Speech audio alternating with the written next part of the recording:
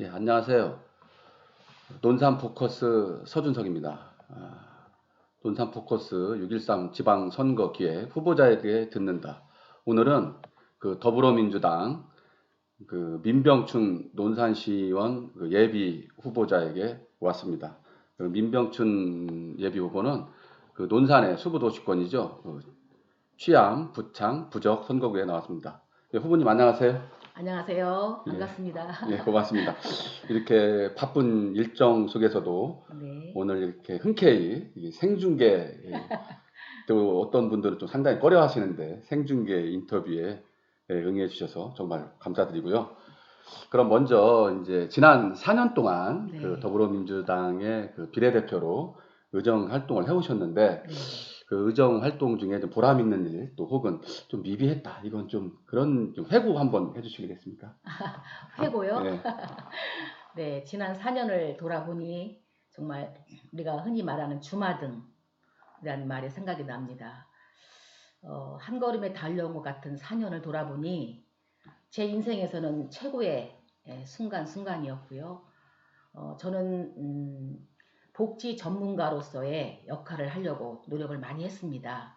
그 사회적 배려계층, 여성, 노인, 장애인, 또 아동, 청소년, 다문화 이러한 소외계층들에게 그들의 권익을 좀 보호하고 또 도움을 주기 위해서 많은 노력을 했는데 돌아보니 기억에 남는 것들은 제가 의정 생활 처음에 했던 여성 친화도시 조례를 제정했던 일 아주 보람이 있었고요.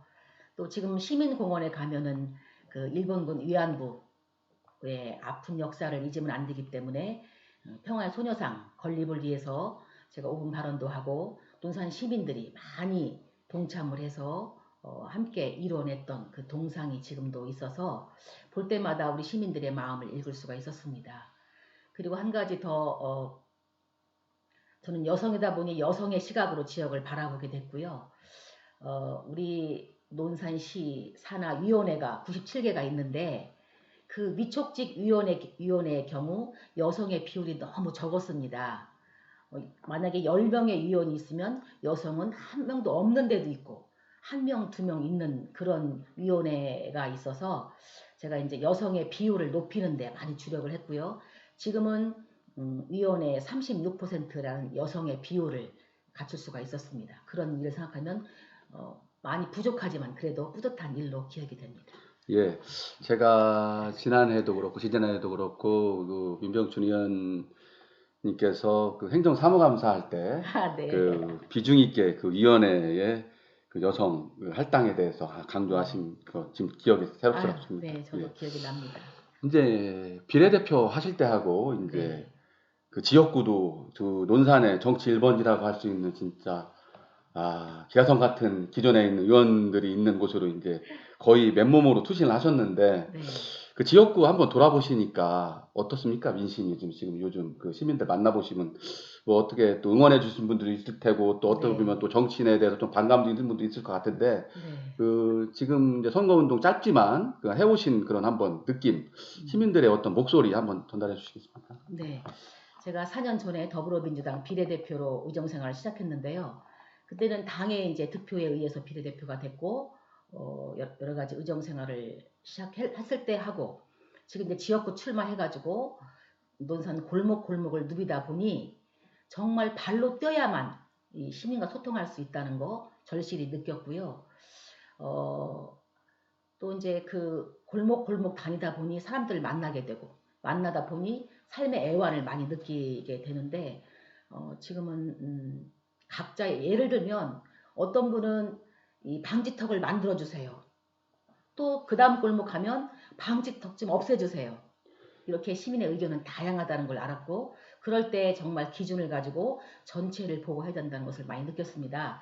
그런데 지금 제가 그렇게 많이 시민들을 만나고 해도 이제 경로당에 가면 어르신들은 아직도 저에게 아이고 바깥 양반이 좋아하겠어요. 이번에 뭐 바깥 양반이 뭐 나와요? 아이고 어머니 제가 나옵니다. 제가 후보예요. 이렇게 웃는 적도 있었는데요. 여성들이 지역구 출마한다는 것은 아직도 좀 많은 어려움이 있지만 그래도 더 마음을 다잡고 열심히 뛰고 있습니다. 아, 예. 아주 가감 없이 지금 그 예비후보 기간 네, 에피소드 말씀해 주셨고요. 지금 이제 그 지역구 내에서 지금 이제 여성이다 보니까 네, 이제 또 외조에 그 부분되시는 분께서 매조. 이 외조를 네네. 내조가 아닌 외조를 네네. 잘하고 있다. 또 아드님도 적극적으로 선거에 돕고 있다는 이렇게 소리가 들려오거든요. 아, 네. 가족들한테 한 말씀 한번 해보실래요? 아유, 네. 기회를 주셔서 감사합니다. 맞아요. 저는 여성 후보기 때문에 남편의 외조가 정말 중요합니다. 저희 남편은 아신 분은 아시겠지만 이제 학교에 있기 때문에 마음 놓고 할 수는 없으나 아니 선거법상 공무원도 할 수는 있으나 이제 학교에 충실해야 되기 때문에 밤에 어떤 이제 밤에 일정을 갈 때 운전도 해주고 또 저한테 필요한 조언도 해주면서 정말 많은 외조를 해주고 있습니다. 정말 이 자리를 빌어서 남편한테 정말 감사하고요. 아들도 서울에 있고 외지에 있지만 주말에 내려와서 명함도 함께 돌려주고 엄마를 자랑스럽게 생각하기도 하고 또 도와주는 가족이 있어서 든든합니다. 예. 가족들 감사합니다. 예, 아마 우리 후보님께서 이렇게 선거운동을 할 수 있는 건 아마 가족의 힘이 가장 맞습니다. 최고의 힘이 아닌가 싶고요. 네네. 지금 이제 다른 후보들도 보면 상당히 이른 아침부터 네. 또 밤 늦게까지 선거운동하고 계신데 그 후보님께서는 건강 관리는 어떻게 하고 계십니까? 지금? 건강요. 예. 제가 건강은 감사하게도 저희 아버지를 닮아서 좀 타고난 부분이 있습니다.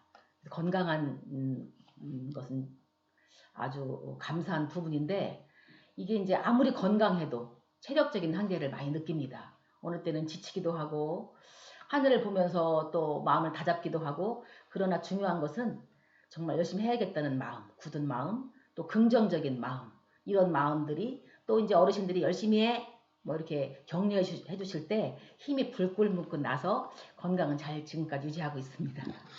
그러면 이제 본격적으로 선거 얘기 한번 여쭤보겠습니다. 네네. 사전에 질문 없이 지금 질문 드리고 있는데요. 이 생중계로 맨날 돌발적이야. 시민들이 이런 거 좋아하시는 것 같아가지고 돌발 질문하고 이제 어쨌든 이제 기존에 이제 나선거구에는 기존에 네. 이제 의원을 지금 현재 현역 의원들이 상당히 많이 계신데 네. 이제 어차피 그분들과 이제 물러설 수 없는 한판을 싸우셔야 되는데 네.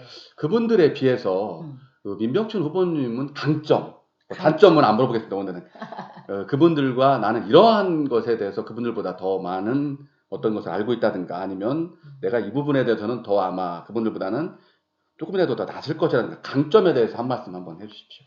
네. 무서운 질문입니다. 네, 강점이라고 말하고 싶은 것은 저는 이제 여성이라는 것이 약점이라고 할 수도 있지만 저에게는 강점입니다. 왜냐하면 지역을 바라볼 때 그 낮은 곳, 소외된 곳, 꼼꼼한 곳들이 보이기 시작해요. 가정에서도 아내, 엄마의 역할은 정말 남 못 보는 것까지 보면서 아우르고 또 이렇게 배려하고 감싸고 포용하는 건데 지역을 바라볼 때도 저만의 볼 수 있는 낮은 곳들이 많이 있어요. 제가 얼마 전에 버스를 한번 타보고 싶었어요. 왜냐하면 버스를 타시는 분들이 대부분 우리는 보통 승용차로 막 다니니까 그런 것들을 못 느낄 수 있는 부분들을 느끼고 싶어서 버스를 타면 802번을 타면 종점에서 타면 시내 전체를 한 바퀴 돌 수 있어요. 그래서 제가 이제 버스를 타고 계단을 올라갔더니 정말 시내버스 오르는 계단이 너무 높아요. 그래서 어르신들이 버스를 탈 때 계단을 오를 때 막 힘들어가지고 손잡이를 잡기도 하고 그런 모습을 보면서 정말 시내버스 계단의 높이를 좀 바꿔야 될 필요가 있겠구나. 예, 그런 것도 느끼게 되고요. 또 이제 정말 이렇게 주행을 할 때 방지턱이 있을 때 승용차는 그냥 살짝 멈췄다 가면 되는데 버스는 이게 멈췄다 가려니까 소음도 굉장하고 흔들림이 심해서 야, 이 방지턱도 우리가 모르는 부분에 이런 또 어려움이 있구나. 또 이제 버스가 가다가 승강장에 서야 되는데 버스가 서야 될 자리에 승용차들이 많이 정차가 돼 주차? 잠깐 쓰는 건 정차, 오래 쓰면 주차. 그치. 정차가 돼 있는 거예요. 그러니 버스가 그 자리에 못 쓰고 주행 차선에서 승하차를 하는 모습을 보고 야 이거 위험하다. 정말 승용차를 운전하는 우리들이 이 정차를 잘 해야 되겠구나.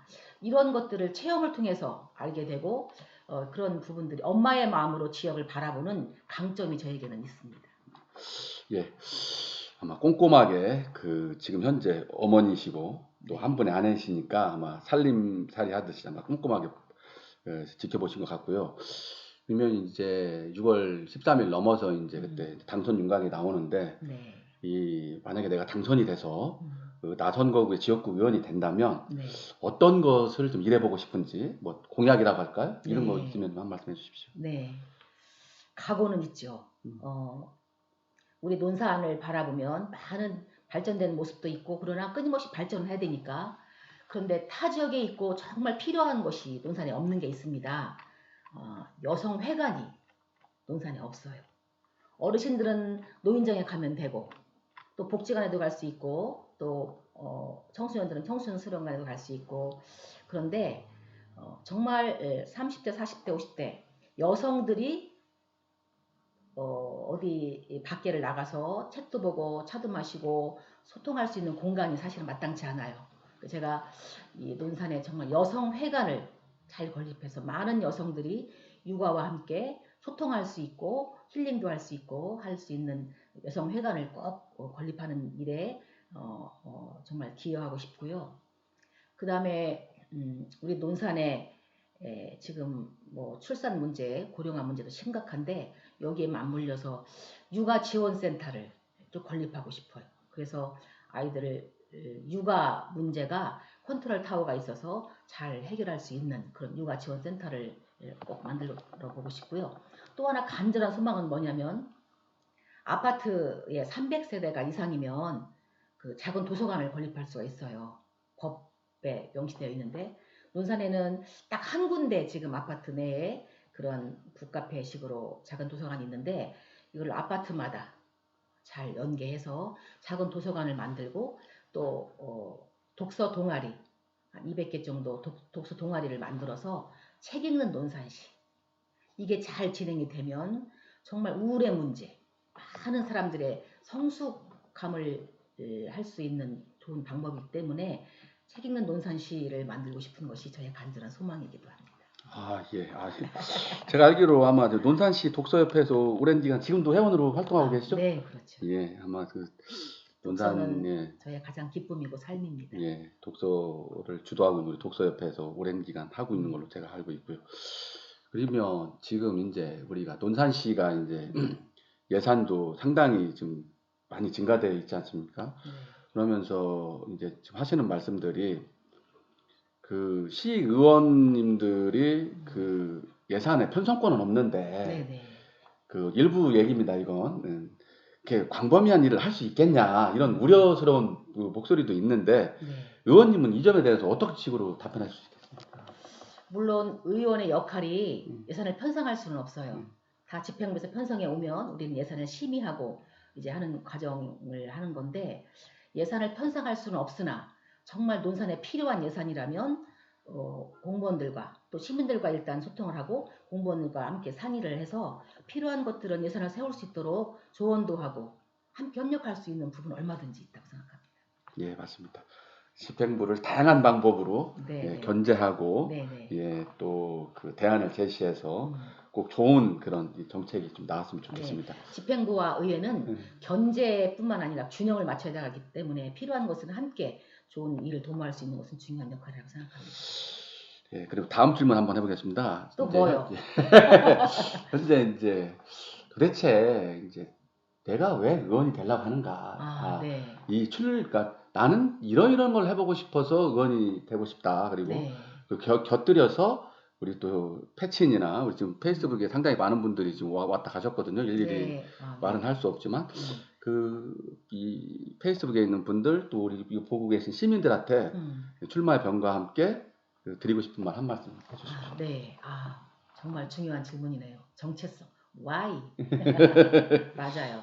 시의원을 내가 왜 하려고 그래? 이건 제가 늘 저에게 묻는 물음표입니다. 맞아요. 저는 교사를 10년 넘게 했습니다. 그래서 학교 현장에서 아이들과 함께 교육을 하면서 교육의 문제점, 힘든 점, 또 어려운 점들을 잘 알고 있습니다. 또 제가 여성단체, 기독여성 단체인 YWCA에서 사무총장으로 또 가정폭력 상담소 소장으로 5년 정도 Y 활동을 하면서 여성의 삶을 들여다보면서 제가 정말 내가 어떻게 살아야 되는지 여성으로서의 삶을 한번 돌아보게 됐고요. 제가 의원이 된 계기는 거기에 시발점이 있습니다. 여성들의 삶이 너무 힘든 거예요. 어떤 분은 폭력, 어떤 분은 삶의 의미를 찾지 못하고 힘들어하는 것을 보고 여성들에게 어떻게 힘을 줄 수 있을까 이런 고민을 많이 했고요.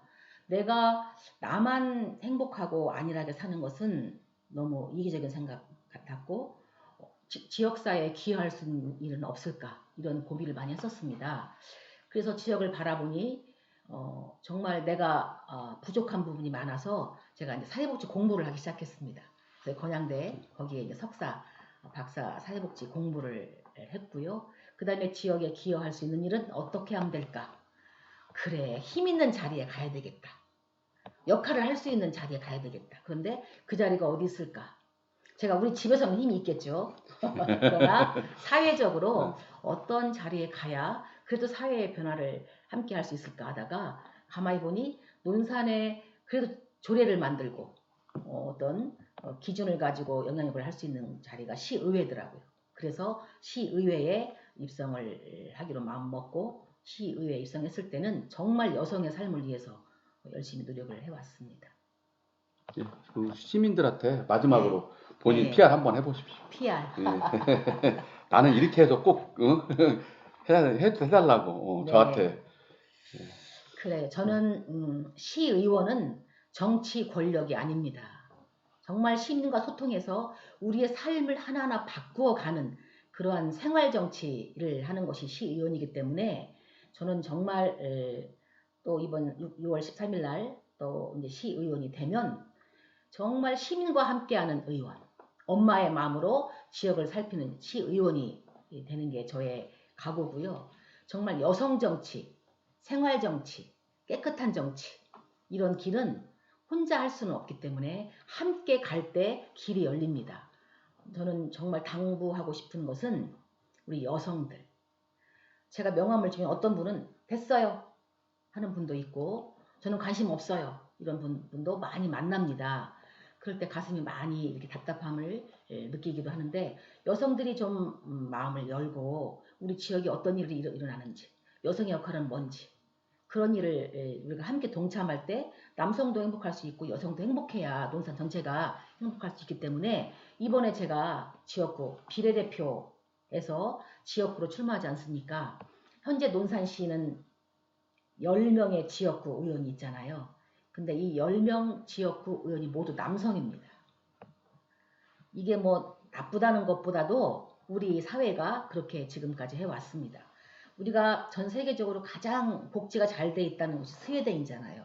스웨덴은 처음부터 잘 된 것이 아니라 거기도 차이가 많고 어려움이 많기 때문에 거기는 법으로 국회의원이랄지 이 시의원들을 법으로 여성을 40% 이상 이렇게 여성을 국회의원이나 시의원 되게 해서 여성들이 복지를 위해서 일을 하게 하니까 지금은 여성의 뿐만 아니라 모든 복지가 완성 잘 되어서 지금 살기 편한 것처럼 우리 논산도 그런 목표를 가지고 정말 한 단계 한 단계 나아가는 역할이 중요하겠고요.